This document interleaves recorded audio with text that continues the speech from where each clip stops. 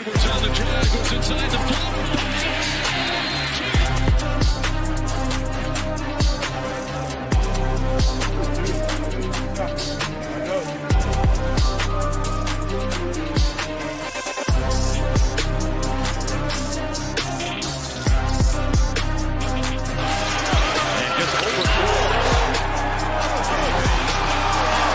Turn him over again.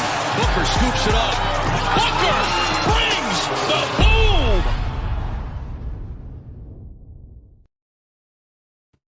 What is going on, everybody? Welcome back to the NBA Hardwood Show, talking some hoops on this Thursday afternoon. 6-game slate today. Rubio having some computer issues today, Rubio. So, just ongoing struggles over there. But how you doing on this Thursday afternoon, Rubes?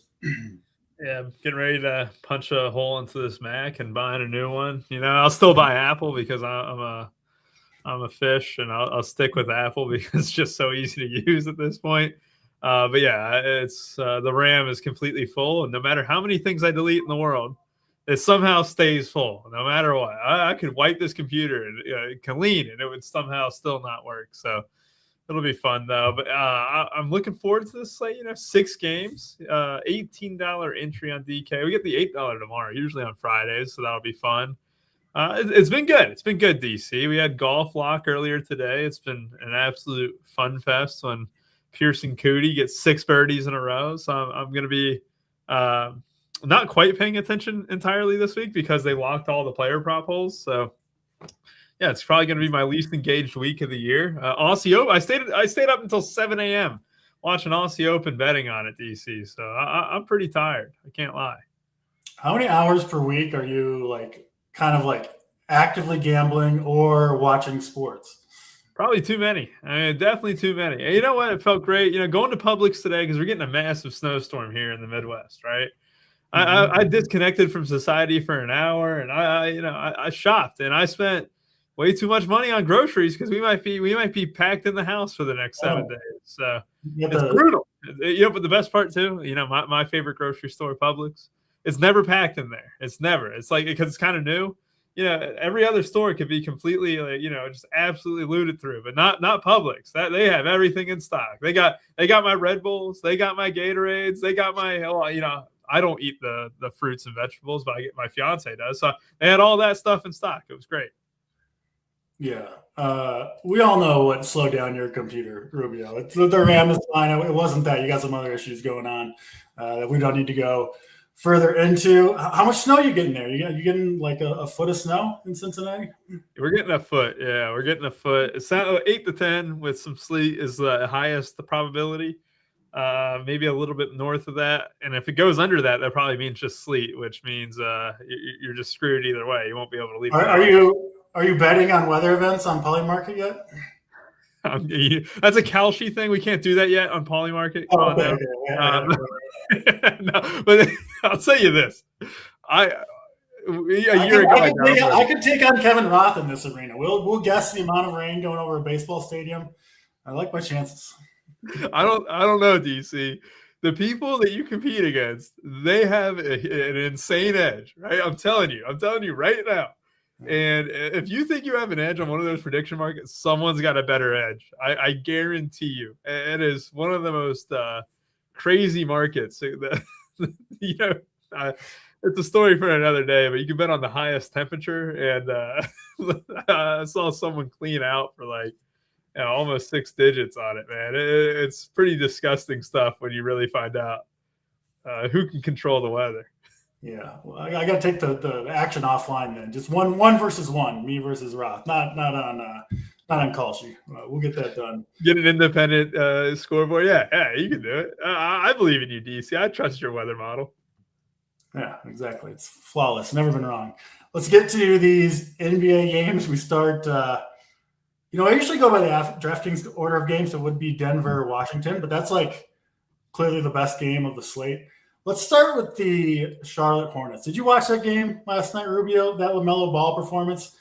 This man, he's got to be investigated for point chase. This was the worst game I've ever seen anyone play. 1 for 15. I think he was 0 for 10 from 3. Did you see this game? He was these shots were nowhere close. They were the most just like all-star game to just even up. Man, I couldn't believe how bad Charlotte was in the first half of that game. But LaMelo in particular was just it was the worst performance I've ever seen. Anyway, go ahead. I mean, it's typical LaMelo because he'll hit those shots today, right? If he plays, but it's on I'm telling you, these ones were like on a whole new level. Like they had no chance of going in.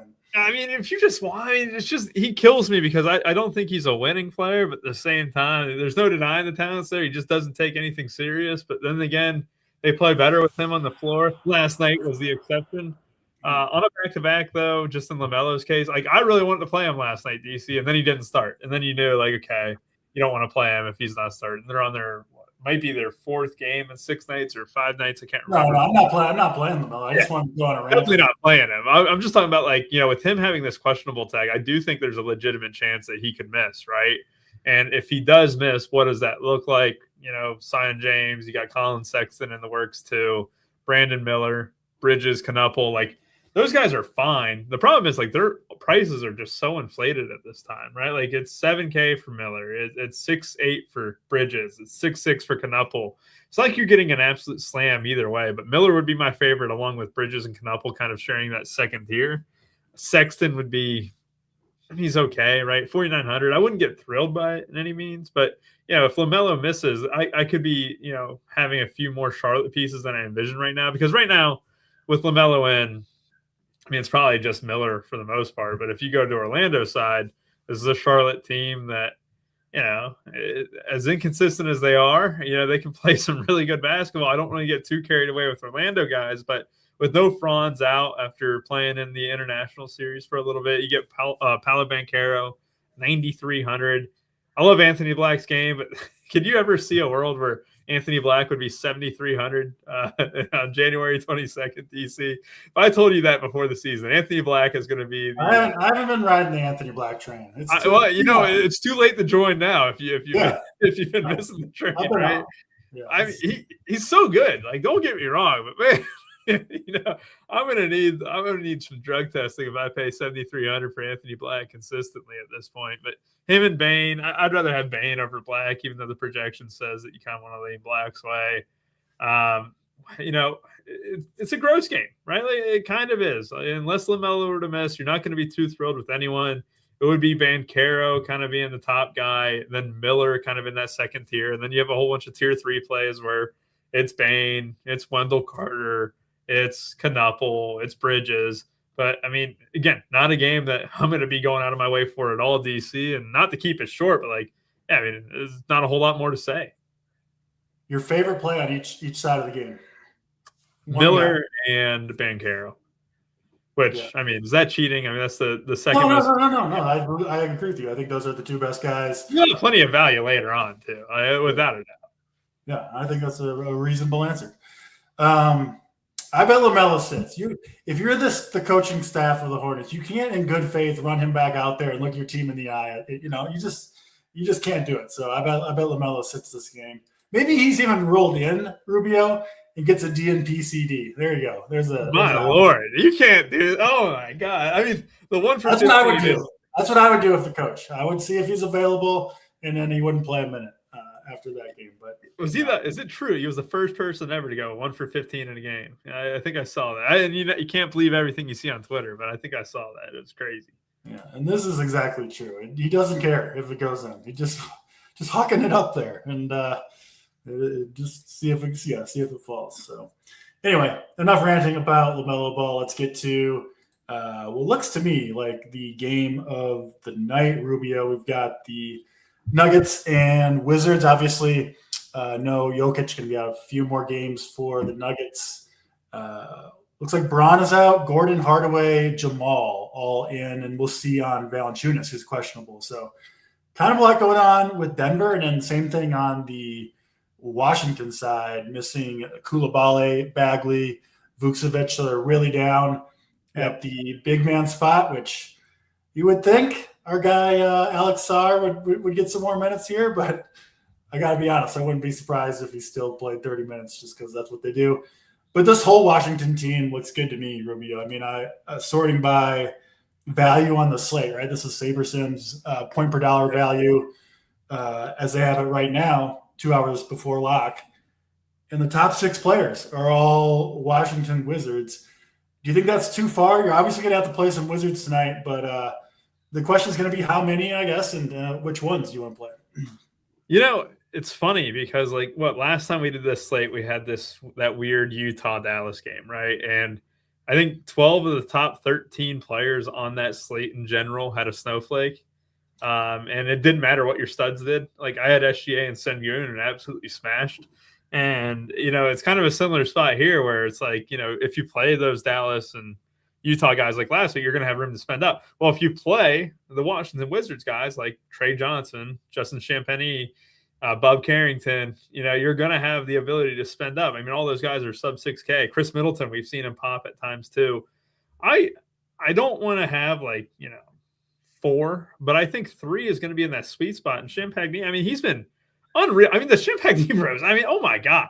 Can we just talk about, I feel like they've been more optimal than most players in any given night in NBA this year. If you told me that one of the Champagny bros are sitting there absolutely smashing a slate, yeah, I believe it. I believe it because that's what they do. Julian and Justin, they're the duos of winning you tournaments, and I'm not going to go away from either of them. But in this case, it's going to be more Justin than Julian. But Bob Carrington's also playing with a little bit of confidence, and for me, with these young guards, you really want to see the confidence. And I watched their game against the Clippers, and I'll say it, I'm out on the Keyshawn George train. I don't like him. I genuinely don't think he's that good. And in that game, Bob Carrington with about 10 seconds left, they had a chance. Yeah, I wanted to get the LaMelo rant in because I knew you were going to have some rants coming later about other players. You know me. I'm always full of the rants. So 10 seconds left. Bob Carrington's hot. He brought them back. They were down a little bit, and they came back. They also had the lead in that fourth quarter. But Carrington had a shot to take the lead, and he passed it right to Keyshawn George. And George was calling for it. Yeah, I'm the alpha in this room. I shoot 2 for 15 or whatever. I'm not LaMelo bad, but I'm pretty bad. And he bricked it. Yeah, he shot 6 for 16 that game. And Carrington in that just game. To be clear, you're out because he missed the one shot. You're no, I mean I've been out on him for a while. I don't really see a star there. I see a middling player with a high usage rate, right? And I mean, that's fine for a tanking team, but I don't think he's, got the same upside as a Trey Johnson or even a Bob Carrington or a Bilal Coulibaly. I genuinely think he is what he is. And he's a subpar player who turns the ball over at a high rate and doesn't really offer the juice. But Bob Carrington, he offers juice, DC. And look at the minutes in the last 3 games for Bob Carrington. 37, 39, 39. What do you need to score fantasy points? Well, you just need minutes, right? Anyone can put up a few fantasy points in 40 minutes unless you're me out there on the court. All right, I might get a couple straight rebounds, but I'm not scoring. But Bob Carrington, he can score. What you need to put up fantasy points, Rubio, is minutes, obviously, and then a league average level of production and scoring. Yep. If Washington does that, right? If they, what's their team total sitting at? 110 or whatever. If they put up 110 points in this game and it's reasonably close, look at the prices on these guys. I mean, there's nobody else to even produce any fantasy production. I think you can easily play 4. I would even consider 5, honestly. They're just too cheap. I mean, yeah, it just becomes optimally, right? In a single entry, I think 4 is okay, right? But it's usually the sweet spot hasn't been just jamming in fully one team, right? Even though it usually will project out to be in your top lineup, it's not good enough for a tournament win, right? But in a solid cash rate, I mean, it's 100% the way to go, especially in cash games or triple ups and stuff like that. Oh my God. I mean, if you'd hammered low stakes with 4 or 5 Wizards, even the $1 GPP, you would probably triple up. I mean, that's because that's been the way. Those guys come in 15-20% lower than the higher dollar stuff, and the higher dollar being even the main tournament. And you're 100% right. And it's usually true. I can't remember who I shit on a couple weeks ago, but it was Bryce Sensabaugh. Yeah, Sensabaugh ended up going off for 43 real or whatever it was. One interesting thing that Rubio makes me think you can play more than that you can play 4 or even 5 is because there's a big drop off after the 6th guy, right? Will Riley, Watkins, Gill. I mean, these guys, I don't think they're going to play much or do much when they're out there. obviously Wizards could get blown out here, but if they don't, I really think you're going to want to have a lot How of these many guys. minutes for Champagny do you think really can you equate to? Because last game, right, this was with Bagley in. Sar 31, George 34, Middleton 28, and then Bub 37. Bub also on Sabres only projected 33 minutes. If you were to think he can get 4 more than that, he's the best. I honestly think all those guys are going to play more minutes if it's a close game.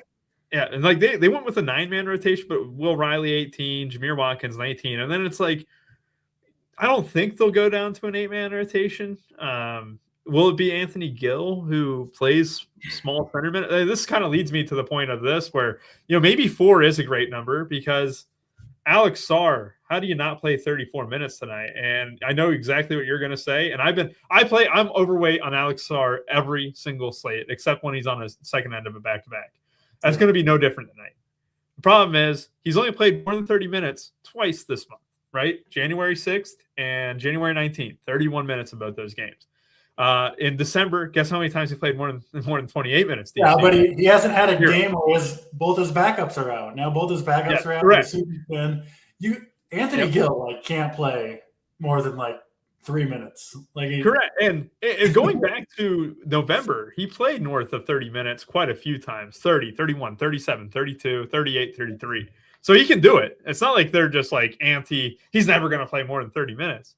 And if you see 34 minutes, again, Sar, Bub, and even Trey only playing 30 minutes last game, maybe that could be more accurate. But I think Bub and Sar are my 2 favorites from here. And then Trey, Champagny in the second tier, and then George and Middleton kind of in that third tier where they're all really good plays. They're all in a higher tier than Banchero and Miller. But I think my main 4, though, would be Sar, Carrington, Trey, and Justin. Yeah. This is not true. This is not true, Splash Row God. He's an absolute stud. There's one guy I will absolutely stand for it. It's Alex Sarr because you're seeing raw ability translate into really good production. You don't see that. He took a leap. Is he great right now? No, not yet. But he's putting up great fantasy numbers at a great rate right now without the minutes. I'm telling you, he's going to be damn good. I don't really like George, but Sarr, oh yeah, definitely. I don't know about Sarr. I think he'll be solid, but he was so bad last year. So the fact that he took this big of a leap, DC, makes me think he's not stupid. He can develop. Yeah, well, he has some games out there though where he's just absolute cheeks for the whole game. He can't do anything. His cheeks games last year though were way worse than his cheeks game. That makes me think that his basketball intelligence is not that high. If those games can happen to him so often where he can't figure it out. So yeah, I think he's gonna struggle. If God forbid the Wizards ever got in a playoff series, I don't know if I could trust Alex Sarr, but maybe he's part of the reason why that's a laughable thing to say. So, I think it's hard to rank these guys, the Wizards. So I kind of like the cheaper guys better, just because I don't know. We don't know for sure on the minutes on Sarr. You're a hater of Kaishan George, so I like Carrington, Trey, Champagny, Middleton, really all 6, but I'm going to put the 2 most expensive guys last on my list just because I just think there's enough uncertainty there, and I'll take the discount and maybe spend up elsewhere. What about the Denver side, Rubio? Jamal Murray with the worst second half of all time last game. Painful, but good spot here to bounce back, especially if you're loading up on the Wizards. Is Murray the main guy you're looking at, or are there other Denver guys on your radar? I circled this game on my calendar since August, DC. All right, since August. Because Aaron Gordon went on a podcast and said, Jokic, he puts on a show for the Serbian community in DC. Apparently, it's a really large community, right? And I'm sitting there, I'm licking my chops. I'm going, I want to play Jokic when he's in DC. And then you look at the stats. 40, 13, and 9. 56, 16, and 8. 21, 19, 15. 42, 12, and 8. And I don't get a chance to play Jokic in DC. I'm pissed off, all right? Well, I don't get a chance to do it. Well, listen, Aaron Gordon knows about it. Will he take up the mantle he's probably the closest guy to being able to take up that mantle, right? And Jamal's great and all, but Jamal, maybe Toronto, right? Maybe it's like the Draymond Green thing where he's whispering in the ear, and it's Jokic in Gordon's ear. He's like, I need you to do this for my Serbian brothers. I think AG would put on a show. The problem is AG started off so slow last year. I love AG in this 5 spot, right? I love him when he's playing the small ball 5. Him being banged up is like, it kind of sucks. But at the same time, 32 minutes last game was his first time or second time north of 30 minutes in about since he came back. It's good to see. 18, 4, and 5. That was after like one fantasy point in the first 18 minutes of that game. So he kind of ended up getting there a little bit. I do think he's got 35-point upside, 36-point upside. The problem is 7,100 already. The versatility with power forward and center eligibility is kind of nice. Peyton Watson, on the other hand, too, 18-5, 3-3-1 last game against the Lakers. His minutes are just, very good. 34 minutes, night in, night out. The thing with Gordon, too, that you can make a point on, he's projected for 29 minutes right now. I think 32 is the more logical thing. The last time I said that, DC, I saw Tyler Hero play a 13 first half minutes last time we were on a show, and he was going off in those 13. I was so pissed off. I was like, hey, his minutes projection's way too low. And it turns out he's got something in his ribs or whatever that prevented him from playing or some shit. But, yeah, I mean, Valanciunas is probably the big thing to kind of note. Questionable. If he is back, it would kind of wane my interest a little bit on Gordon and Watson. I think that they would end up eating into each other just a tad. I agree. Yeah, because then it becomes a point where, obviously they've had. I think Gordon and Watson are a little thin, even as is. And if Valanciunas is in there, it's too much. And Zeke Najee's been playing like decent ball. He's not a great player by any means, but I don't think he just gets cut from the rotation. So if Valanciunas is in, the front court becomes a little bit of a mess. But if Valanciunas is out, I'll go back to Gordon because this matchup is still pretty good. Jamal Murray, did you see what the Lakers did to him that second half? I didn't see the game. I think I'm glad I did. 26 in the first half. I saw the stats. Yeah. If you're wondering, why did Aaron Gordon's production uptick in the second half? Well, Jamal Murray literally was getting doubled anytime he touched the rock on that half. And it worked. I mean, JJ Redick got the dub. But, I mean, it ended up being an absolute mess of defensively. And Spencer Jones, he started off hot, then really didn't do anything the last half. And then Tim Hardaway Jr. put up a 2 for 12 stat line too. I mean, it just becomes like, Valanciunas' status. I think Jamal, night in, night out, he's got the 50-point upside. I'm starting to treat him a little bit like Tyrese Maxey, where no matter what his ownership is, you want to be at or above it. Or, if he's your last piece in a single entry or a combo piece, I think it's smart to have him because last time against Washington, this was literally last week, 42, 3, 6, 2, 2, right? Like you're going to have 60-point upside on any given night from a guy like Jamal. So, yeah, I like him. I don't mind running back a piece from the Denver side if you're playing for Wizards, right? And I think it's easily Jamal. Jamal's the best one because if you got 4 Wizards having a good game, right, and playing well and putting up points in this game, if you play a bunch of Wizards and Jamal Murray, you're obviously hoping for a close game down the stretch. Like for the Wizards, the production's going to be spread around in that scenario, but you can have a nuclear, obviously sucked in the second game, but like it'll condense around Jamal Murray. And in the case of a close game, the minutes and the production. So I think he's the best guards guarding him too. Like it's young guy. It's Bub. It's Trey. It's no one that's going to, clamp Jamal unless they're just sending 2 bodies at him like the Lakers did. And after that horrific second half, I don't know. I could see him coming in hot in this one. So I love Jamal. In on the Murray train, let's go to Houston and Philadelphia up next. We've got a 221 total in this one. Houston favored by 2. Waiting on news for Paul George. Looks like Embiid, Oubre will be in there. And then Houston mostly healthy here, right? Outside of the longer-term injury to Steven Adams. Yeah, they got pretty much everybody else in there. So 2 fairly healthy teams here, most likely, Rubio. Expected to be close, moderate scoring total. What are you expecting to see in this one? Well, my favorite part is like apologizing for taking too quick on a game and then spending 16 minutes on the next. I apologize for not middling that, but for this game here, DC, the Paul George thing is funny, right? If he misses and still no one clicks Kelly Oubre's name. And I was shocked. I was appalled at the ownership. He was like 20% or something. Yeah, it should have been 40. Like on It looked like FanDuel, it looked like he was going to put up a 40-piece in the first half. he did die in the second half. He Oh, clanked no. every three. I had him and Jamal Murray, and they both had the shittiest second half. I could not believe the ownership. Like, you're going to eat minutes. You're going to get a guy with insane production where whenever he's been in that starting lineup, he's always produced. But 5,500 now, it was 4,500 last game or something like that. And he was like completely unknown. Yeah, I mean, this Sixers team, like I say with Maxey, I kind of want to be over on if there's a defense that, kind of sucks to go against game in, game out.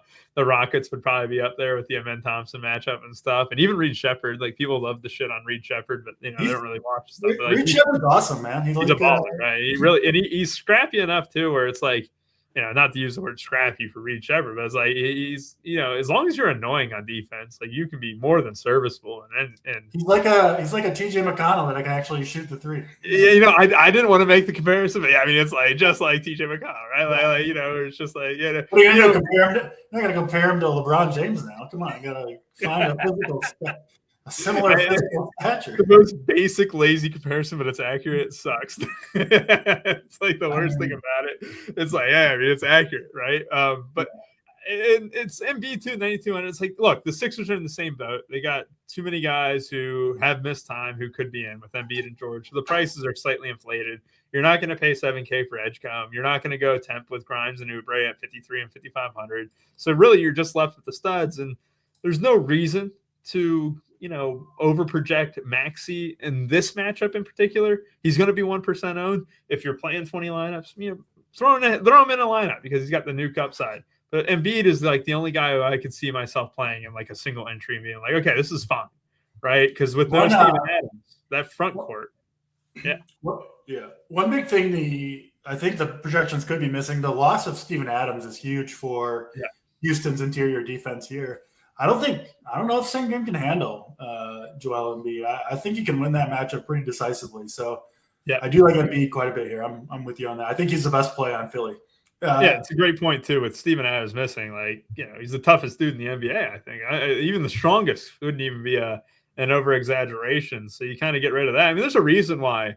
A lot of people could have looked at the Rockets and been like, man, they're bringing in Clint Capella. Why? Like, well, in case Steven Adams goes down, you don't have to have Sengun exclusively playing the 5 against bigger bodies. And, it's not a main slate play, but like Clint Capella and Showdown and stuff could be an option against bigger guys like, Embiid, where he could get a slight minutes increase.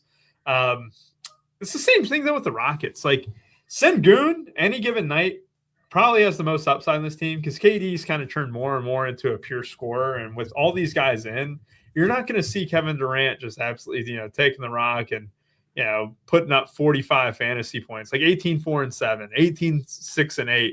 And then in a game where I think Sengun missed, which was that, Sengun was in 39-7-4. But yeah, I mean, like I don't get excited by KD at 8,900. I stick with more Sengun when he's only 500 more. And then Amen Thompson. I mean, it's just I'm expecting more from Amen. And with all these guys in, it's just the two bigs for me, Sengun and Embiid. If I had to make a case for anyone else, I mean, I don't think I could on the Rockets, to be honest. Durant's minutes are so insane. He's playing like 38 minutes a game over the last month. Did you see what Udoka said? Did you see what Ime said? Why is it that this team has to overly rely on like a 37-year-old or something like that? Yeah. Because whenever that 37-year-old leaves, they lose the game. What did he say? He said, Ime Udoka just said, like, anytime this 37-year-old leaves the game, we lose the lead or something like that. So he's forced to play it.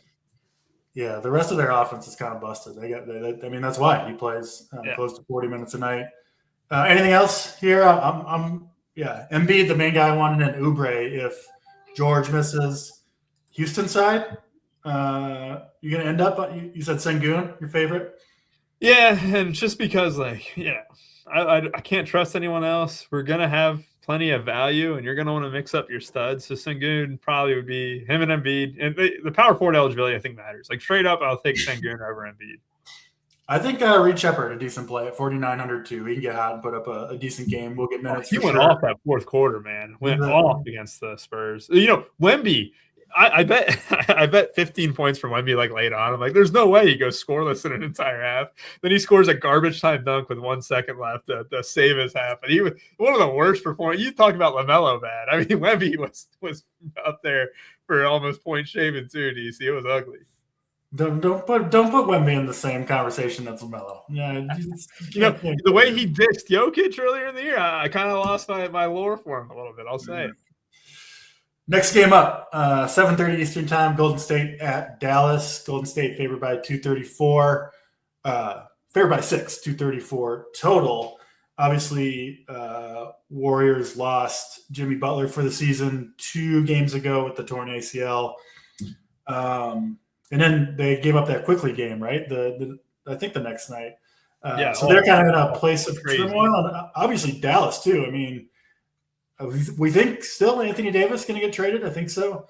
And the team just a little bit lost. So kind of a weird game here, but doesn't mean it couldn't be good for DFS purposes. Rubio, what do you see between the Warriors and the Mavericks? So I got a whole bunch of my guys in this slate, right? Cooper Flag is one of my guys who I just bump up no matter what. But 8,200, you're starting to get into the mix of maybe you're crazy for having too much of him. Especially coming off a little bit of an ankle injury, the minutes being, I would say, unpredictable with Jason Kidd. 28 minutes in his return last game, but that was when they absolutely blew the back out of the New York Knicks. I mean, they absolutely killed him. So if you think maybe, I want to see when he checked out of that game too, because maybe how many minutes did we kind of lose out on? Flag checked out in that game. Oh, well, so you didn't really lose any minutes. You lost 2 minutes. So 30 minutes is a good projection for Cooper Flag, so probably keeps him in that lower tier where I wouldn't really want him too much. And then it becomes, again, it's, we gushed over Washington and Denver for so long because those guys are so great. And then you come over to these games and it's like, well, Flag being back, well, you have PJ Washington, who's probably the best play in Dallas, but, a little expensive at 6,400. Max Christie has been shooting the rock a ton, but Najee Marshall's at 6,900. Like, you're not going to feel good about a single click on the Dallas side of the ball. And if you did, it would probably be PJ Washington. And then you're hoping that, Max Christie, who, I think his shot rate is still insane. Yeah, 13 shots in back-to-back games. And this is after we talked about it last week, where 12 shots and he's had 13, 13, 13, 9, 9. So it's like in that mix of, the usage can be there, 26, 6, and 2 last game too. But yeah, I'm not getting thrilled by anyone on Dallas. You flip it over to the Warriors side.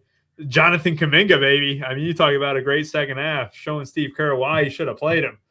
I do think with the Jimmy Butler injury, DC, I don't know if this will pertain to DFS unless he starts. I'm in, Rubio. You don't got to convince me. I'm in on the Kuminga train tonight. Now, I'm going to throw this out here, right? Do you think he starts tonight? I don't know about that. I wouldn't be shocked at all. But after that second half, they have to play him. You can't, right? You can't just he's been sitting on the bench. Butler goes down. You give him a chance in the first game. He crushes. Of course, you're going to give him a chance in the next game up, right? He's got to get some minutes. You can't put it past Steve Kerr to just be like, fuck it. Kuminga's going to get 35 minutes tonight. I would say, I think it would be a better conversation is how much interest do you have on him being off the bench? Would it be any at all? Yeah, because you'll be the only one that has him. So you would be, because Kerr's also the guy to be like, all right, Kuminga's playing the next 42 minutes. Ruby, my question for you is, what are the chances he gets no minutes? I think the chances you get no minutes is it's still Steve Kerr, so I can't really say 0. Give me a percentage chance. Percentage chance of no minutes. I'll say 20%. I really think he gets off the bench today. I think it's lower than that even. I was going to put it at 10%. So it's Steve Kerr. I gave it the Steve Kerr double. No, that's not far off. But yeah, they want his trade value to go up, right? If he can be a stud, they can maybe get someone in there to help out. So and it's also like he's the most like Butler, right? Like he is the most like Butler on this team, where it's a far cry from Jimmy Butler. Sure, it's Walmart brand, but right now, Rubio, their incentives are actually aligned. Yeah, Golden State wants to play him. The only way to increase his value is to they want to trade him is to play him, and Kuminga wants to be traded, and the way to do that is to play well. So why not? I mean, yeah. I'm very much intrigued by this. The fact that it's an island game, I might have to dabble in the showdown a little bit. DC, you just gotta sack up, Rubio. Plug him in there. Live with the results. It's a good move tonight. I think like kind of going further in on this game too. Curry, 9K. I don't think it's egregious for Curry at 9K. I look at this Draymond ownership and I just kind of shake my head. How much of an impact does Jimmy Butler being out have on Draymond Green? And the answer could be a lot larger than I think. The field has it wrong, Rubio. These guys all suck. Curry, Green, these are not the Warriors you want. You want Kuminga.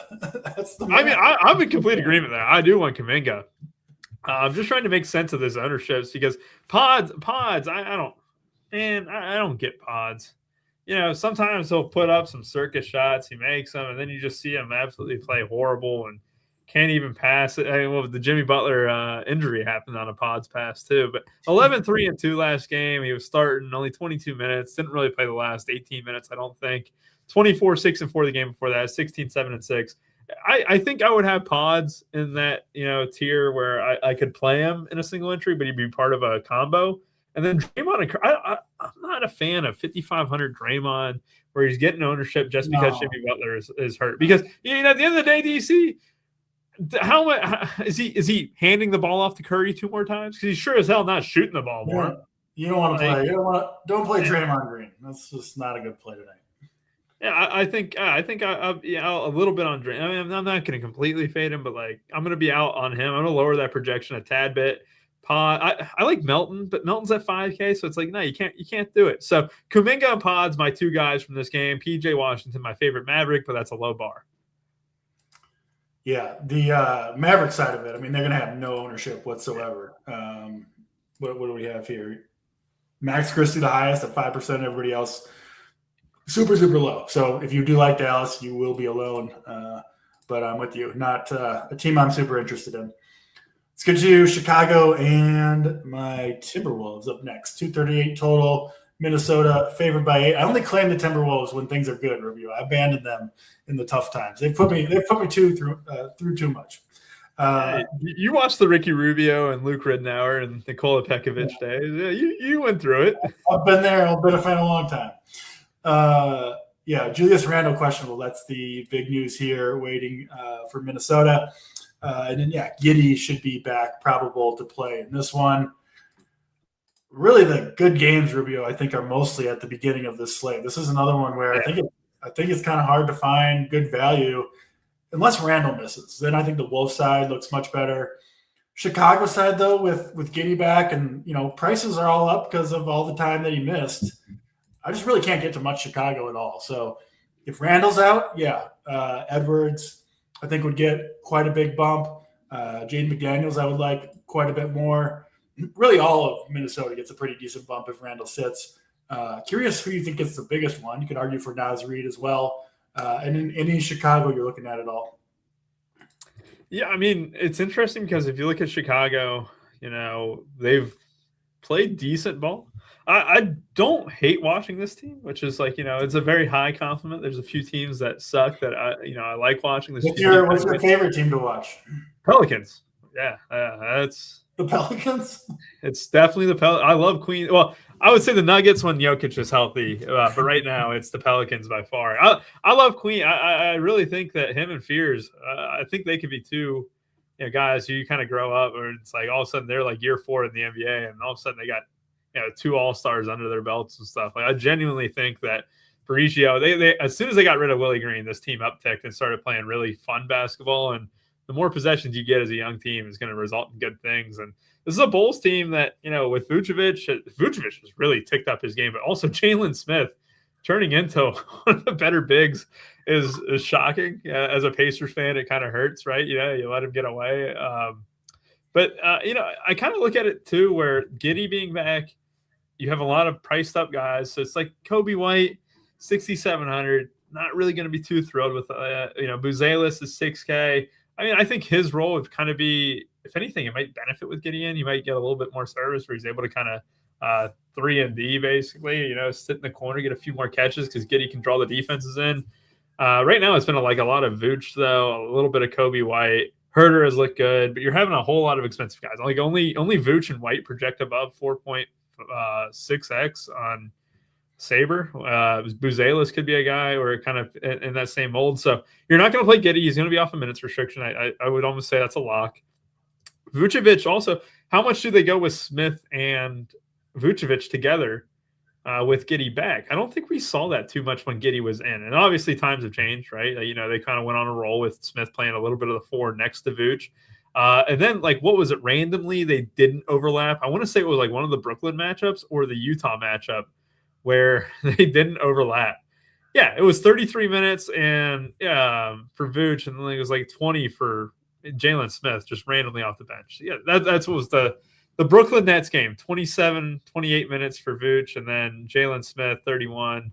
Yeah, it was if they're going to be sharing the floor at 35 minutes apiece, you could see they both started in that game. Oh, which game am I looking at? I could be thinking of the Utah one too. I'm trying to think because there was one game where I was a little bit on. Yes, Utah, 31 for Vooch, 17 for Jalen Smith. The 128-126 matchup. Could they go back to that? They won that game. It was ugly, but they did end up winning that game. Vooch went off for 35. Smith went off for 12 and 10. I don't know what the answer is for these guys, right? I don't really know, but I think Vucevic would probably be the only guy that I'd really have a main interest in, along with Buzelis, and then Kobe White I'd kind of sell on. You flip it over to the Wolves, and I got a lot more interest there, but I'll let you talk about the Bulls a little bit. Yeah, I just really like the early game, so I don't know how many spots I'll necessarily have left, but missing out on Timberwolves if Randall does miss would kind of suck, right? So I think you can make a case Anthony Edwards versus Jamal, right? I think is a pretty tough choice. I lean Jamal for sure if Randall's in, but you'd have to say Edwards, I think, if Randall's out. It just would kind of suck to be shut out of that on any individual team. But if he's in, I don't know. I think this game could get ugly in the Wolves' favor. I don't think you can play any of those Bulls, man. AK Vucevic with Giddey back, I just don't see it. But yeah, if Randall's out, Edwards would be one. McDaniels, DiVincenzo, Gobert, Naz Reid would be the ones I'd fill it out with. Yeah, the Randall situation is going to be the most key thing, right? We hope to get this news beforehand, so that way you don't have to late swap everything. But Edwards himself has been an absolute monster. I feel like you also have the All-Star snub. He should have been the starter. He should have been a starter on the All-Star team. It's kind of a joke that he isn't. He's definitely been. Avdia gets so many goddamn votes over Anthony Edwards. I don't understand. Avdia is good, but I'm surprised that fans are Anthony Edwards or Avdia. Let me choose it. Yeah, it just surprises me. I'm surprised Edwards. What? Are you surprised by that? I think Anthony Edwards, he's the best American player. He is. And to me, it's not even really close right now. I think Ant is number one. I think he deserves to be the starter on that team. So how does the best American player not get voted into the All-Star game? It seems weird. Because he doesn't play for one of the top 5 teams in the NBA, so the NBA doesn't really market him the way they should. And you go back to the Olympics. That's my take too, because I think you go back to the Olympics and stuff, and Anthony Edwards wasn't at the forefront when you had to wash LeBron. This is a USA team that almost lost to Serbia and France, right? Steph Curry saved them, and LeBron kind of did well with stuff, but the best players weren't playing, right? Just like the women's team, the best players weren't playing and stuff too. I can go on all day about that. But with Anthony Edwards, he should be the All-Star star. I think he took it personally. What did he do the last 2 games, DC? 55, 38. He's got that chip on his shoulder right now. Yeah. And I hope Randall misses because I think Ant's going to be my favorite stud of the night. And, Jamal Murray would be up there too. But, Ant is just an absolute smash play because there's just guys who have that dog in them, DC, right? Or it's screw you. You know who else had that dog in them? Lance Stephenson. It wouldn't put me past Anthony Edwards. He's got this kind of swag and belief to tell Julius Randle, take a game off. I want to light this team up for 50, right? That's something that could. Yeah, I got to get on this Ant train. I can't be sitting there. Julius Randle ruled out, and Ant's pouring them in late. Even with Randall in, man, just jam in some Ant. Like this is a run where if you like just go back to the beginning of the month too, like this dude is just putting up numbers, man. And you go back, it's 3 losses in a row for this team. I know the Rockets game. I don't know if he even played in that game, right? I don't think he did. Yeah, he didn't play in the Rockets game. So back-to-back losses in games that AD played where he played great, 55 and 38. This is a game, that I feel like you almost gotta get the boat, in the right order here. They got a Saturday primetime game against the Warriors too. Get some momentum rolling into it. You see, I can already see the ESPN graphic, the ABC graphic on Saturday. Anthony Edwards averaging 44 in his last 3 games, right? So if you do the math there, 55, 38. What do we need tonight? We need 41 or something like that, or 37. We'll take 41. We'll take 41. Yeah. He goes off tonight. That's my play of the day. I'm locking it in early. I'm embarrassed to say, but I was overweight on Gobert, and those for the dumbest reasons. Last game against Utah. In Utah, Gobert is going to get it done. That's the last time I ever do that. He did have 2 steals and 4 blocks to where he was salvageable on FanDuel, but it wasn't like it was anything crazy. 6,300 is just fine. If Randall misses, though, you already know what we're going to do. Lots of Nas, right? Lots of Jaden McDaniels. I think those 2 guys get the biggest bumps. Anthony Edwards, being the main guy. Yeah. But it's not like Gobert is going to be an absolute smash. The one thing I would say in Gobert's defense in that situation is he would be more in line for a chance at 34, 35 minutes because instead of having 3 great bigs where sometimes the hot hand can put Gobert to the side, they do have more true bigs out there with Vooch and Jalen Smith. This could be a Gobert spot where he plays like 33 or 34 minutes if Randall were to miss. So, nothing too complicated here. Wolves, great plays. Love them all. And if Randall misses, they are my second favorite team behind Washington tonight. I'm with you 100%. Let's get to the last game on the slate. Spurs and Utah Jazz. Spurs favored by 13 here, 237 total. Waiting on news on Keontae George, questionable play in this game. We do already know Lauri Markkanen will be out. We'll see on Bryce Sensabaugh. And honestly, with this Jazz team right now, you don't know for sure on a night-to-night basis who's going to play at all. It would not shock me if Nurkic misses tonight too, right? Like it just wouldn't shock me at all. By the way, I did read up on while you were talking there earlier is Jonathan Kuminga. It sounds like Kerr is definitely going to play him tonight. And he sounded like he wasn't playing because Jimmy Butler. They couldn't play together, even though the numbers said differently and stuff like that. But I'm starting to kind of get in on like, if I want a 1% owned guy tonight, Kuminga could be that guy. He is the guy tonight. Kuminga going to deliver the cheese for us, Rubio. Let's talk about Spurs and Utah Jazz, though. Obviously, a lot depends on if Keontae George goes. Yeah. Pretty incredible spot for Wembanyama, but also a game that, if the Spurs play well, this game could get out of hand in a hurry, right? So I don't want to go too crazy with the Spurs guys. I kind of like just playing Wemby and moving on certain teams. What are you doing with Spurs and Jazz? Because Spurs, really big team total here. They should end up with, 130 points in this one, you'd think. So you ever see like the bounce back stat in the PGA Tour where it's like every time this guy bogeys, he gets a birdie 40% of the time. It's an elite rate. I'm looking at the bounce back. Yeah, it kind of seems like a random ass bullshit stat to me a little bit, but go on. Yeah. It's 100% of the next hole's a par 5. It's 400 yards. Of course they're gonna fucking birdie that, right? But Victor Wembanyama's case, he laid an absolute egg last game. 5 for 21, made 1 shot in the entire second half. It was one of the worst second halves that you'll see. 1 for 12 in that second half alone.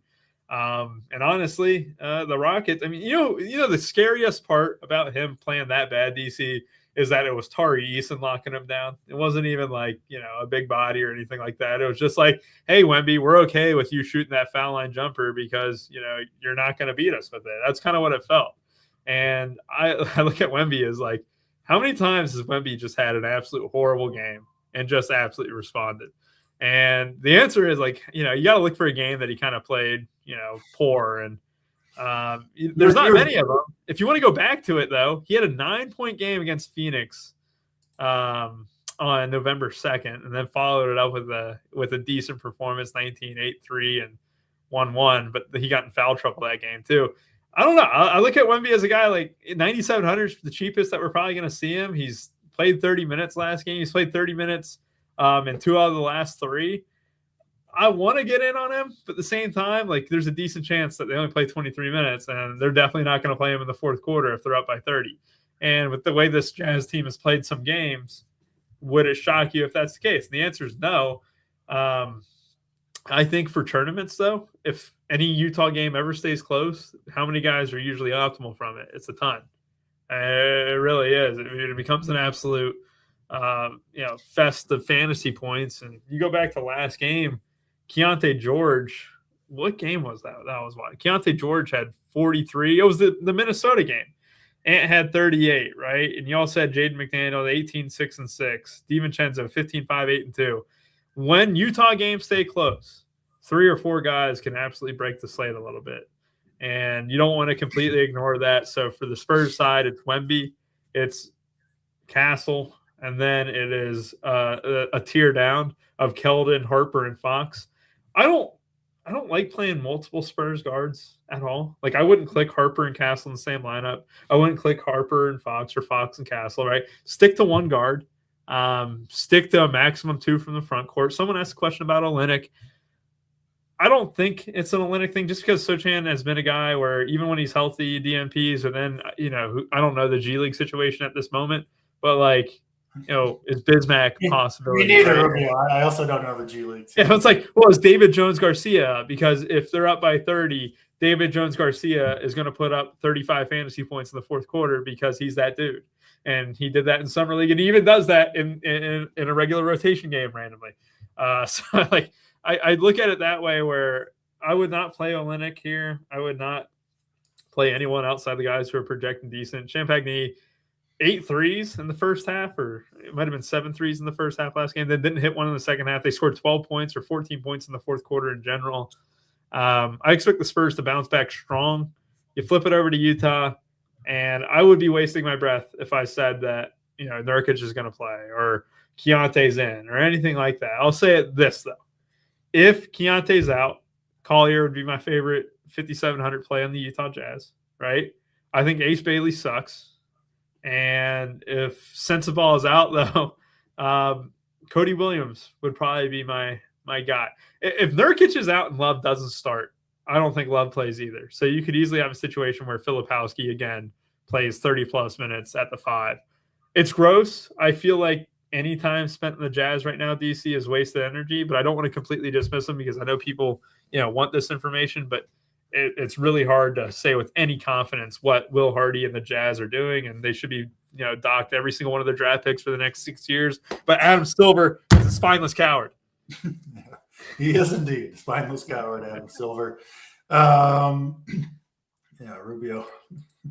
Got a lot to say about these players, Rubio. We love it. We love the deep insight from the G. Who was the hot take there? There was no hot take there. I didn't think there was a hot. Ace Bailey's horrible. There's no denying that. He's terrible. No hot takes. It's just a lot of information. We enjoy it.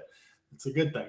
Well, Nurkic is great. I mean, he's stone feet defensively, but man, if he's in, you got to play Nurkic. But I mean, I'd be wasting my breath if I said that. Yeah, Nurkic is a great play, and then all of a sudden he doesn't start at 7:44. You don't even get the full 30 minutes. You get 16 minutes to react.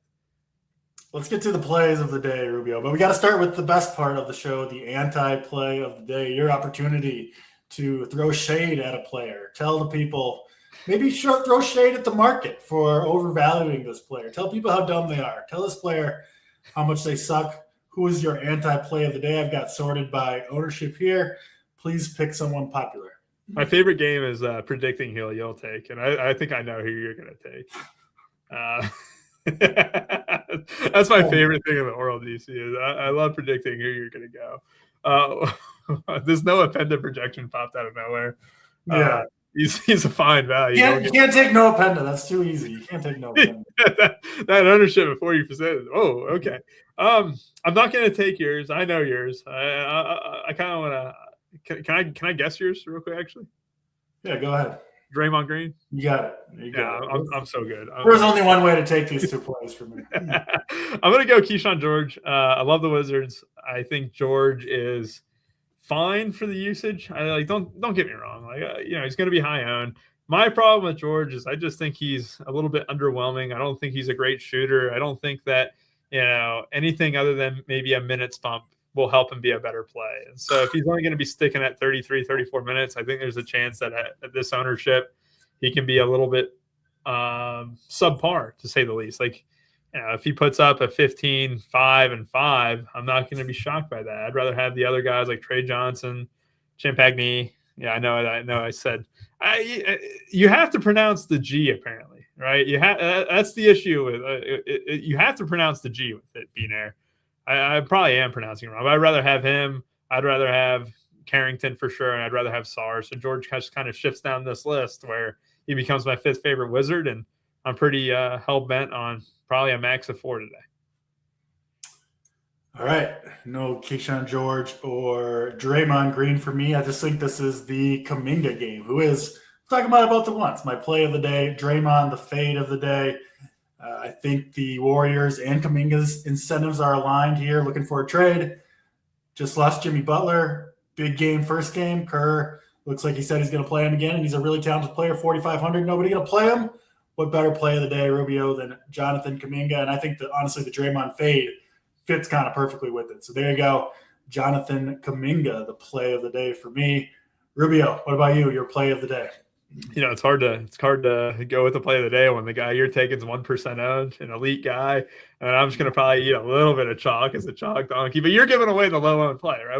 I don't need to get too cute, right? Even though listen, you definitely get more than an assist on this one. You were the one that kind of piqued my interest in Kuminga. So you better jump on. Don't be a coward, Rubio. Play like 5 to 10% Kuminga. Get in there.